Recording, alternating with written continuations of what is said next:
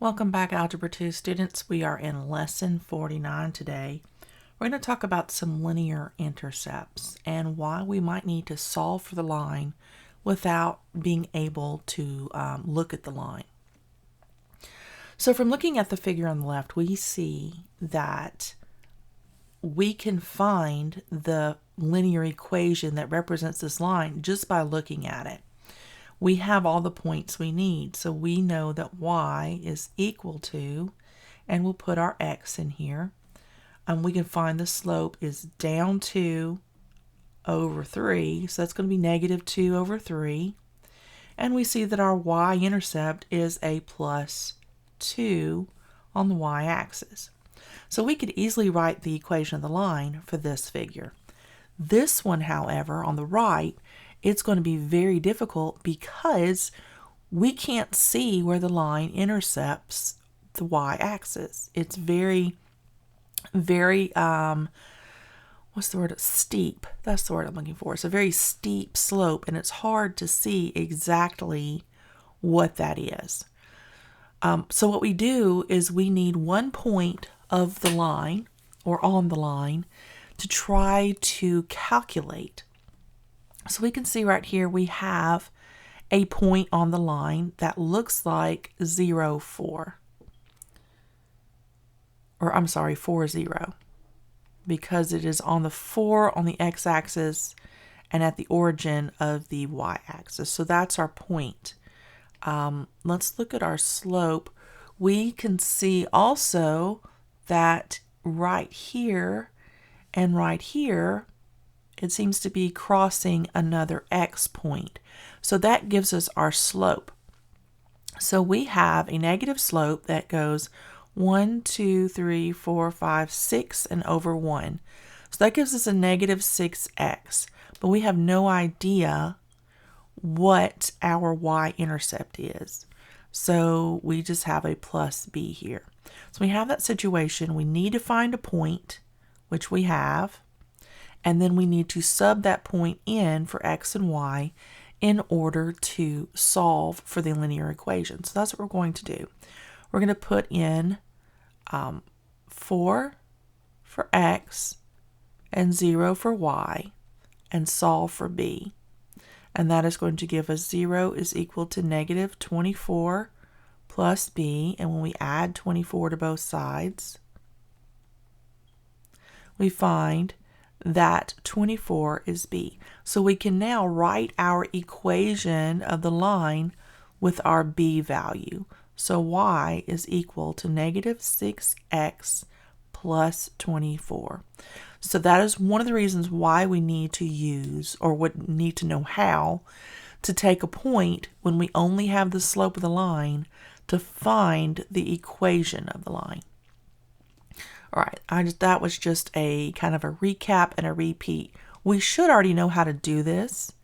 This is just further explanation. So we don't have any practice problems for this. Instead, we're going to have some more discussion on transversals, parallel lines, and sine, cosine, and tangent. So let's look at 49.1. We need to find the missing parts, A and B, for this figure. So A is equal, B is equal. So that's going to give us a place to put the answer. So the first thing we see is that we are given that this angle is 153. Right? We can't do anything here. We only have a dimension of 7. So we need to find this degree angle in order to use sine, cosine, or tangent to find A and B. So that's why I noted that we have been given the angle of 153 here.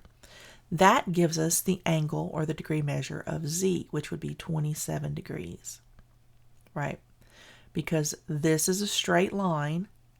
This would make a straight angle. A straight angle would be 180. So 180 minus 153 leaves 27, which has to be what z equals.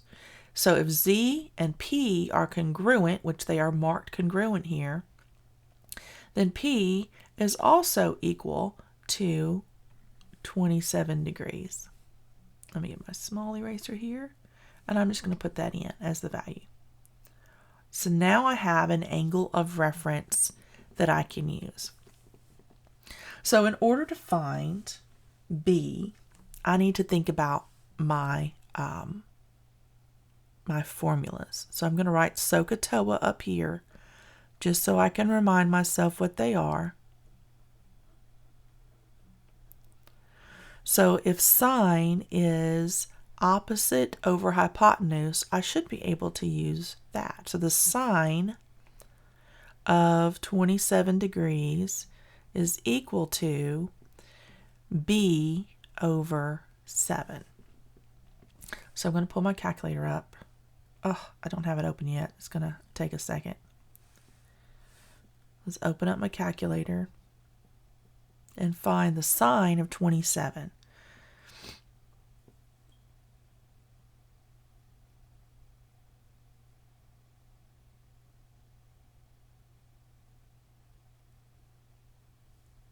All right, here we go.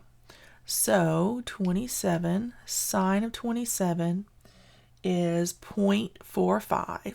Okay, so 0.45 is equal to B divided by 7. So to undo this operation, I multiply both sides by 7. And I find that is going to be, well, let me do it the way the calculator, why the book does it. The book takes 0.45 times 7, 3.15. So 3.15 is equal to B. So that is B, 3.15. And remember, it's approximately equal. So we put our little tildes in there. Approximately equal. But when you type in your answer in the system, you can just type this in without the approximate symbol. That's fine. Just remember this for when you move on to higher math. The correct way to write it with equal sign is with approximately equal. All right, so it's approximately equal to B because we rounded. That's the only reason. We rounded to 0.45. So when you round this decimal, the correct mathematical term is approximately equal. All right, so that gives us B. So now we need to find A. And A is going to give us, it's our adjacent angle, right? Or our adjacent side to our angle. So this is adjacent over hypotenuse. That's what cosine is. So we can use the cosine of 27 degrees to give us the adjacent, which is A, over the hypotenuse, which is 7. So let's find our cosine of 27. Let's clear that. So 27 cosine is going to be 0.89. Okay, so 0.89 is equal to A over 7. So again, we multiply both sides by 7, and we get 0.89 times 7 is 6.23. So 6.23 is approximately equal, is what A is approximately equal to, 6.23. And that's how you would find your missing values using this. Now let's look at tangent for just a minute. Let's see if we could have used tangent. The tan of 27 would have been opposite over adjacent. So the opposite was B and the adjacent was A. We have two unknowns, so we could not have solved this at all. Right. Okay. So now we know, you can always set it up, but that doesn't mean you can actually use it. So let's look at 49.2. We have, again, some unknowns here. We have to find M and N. So M is approximately equal to, and N is approximately equal to. So we are given the angle of A is congruent to the angle of B. We don't know what those are, but we know that the supplementary angle to B is 158. So know that the supplementaries equal 180. So 180 minus 158 is going to leave us with a degree measure of 22. So if this is 22, then this is 22 because they are congruent. So now we have an angle that we can do something with. So again, referring back to our SOHCAHTOA, sine is opposite over hypotenuse. So the sine of 22 would be n over 90. So the sine of 22 degrees equals n over 90. So let's find the sine of 22. 22 sine, that's going to be 0.37.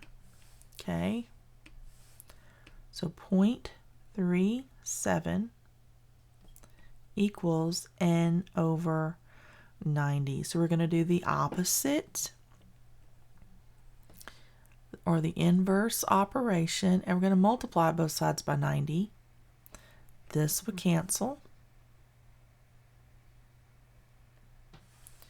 All clear. So 90 times 0.37 is 33.3. So 33.3 is approximately equal to n. So we found that out pretty quickly. And we already know, because this is the same structure as this one here, that we're going to use cosine to find m. All right, so the cosine of 22 degrees is equal to the adjacent over hypotenuse. The adjacent is m. Hypotenuse is 90. So m over 90, right? Let's find the cosine of 22. So 22 cosine, that is 0.93, because we can round this up. All right, so clear that. 0.93 is equal to m over 90. And at this point, technically, this is the point at which you start changing that to approximately equal to. All right, we're going to do the inverse operation, which is multiplication of the divisor. That cancels. And we find that 90 times 0.93 is 83.7. So 83.7 is approximately equal to the m. So we have found both of those. And we know, because this is the same setup as this one, that we won't be able to use tangent, because tangent, the tan of 22, is going to equal the opposite, which is n, over the adjacent, which is m, and we have two unknown. So we cannot solve for the tangent. We just can't do it. But we don't need to, because we got the information we were looking for with sine and cosine. And that is all we have for lesson 49, and I will see you guys in lesson 50.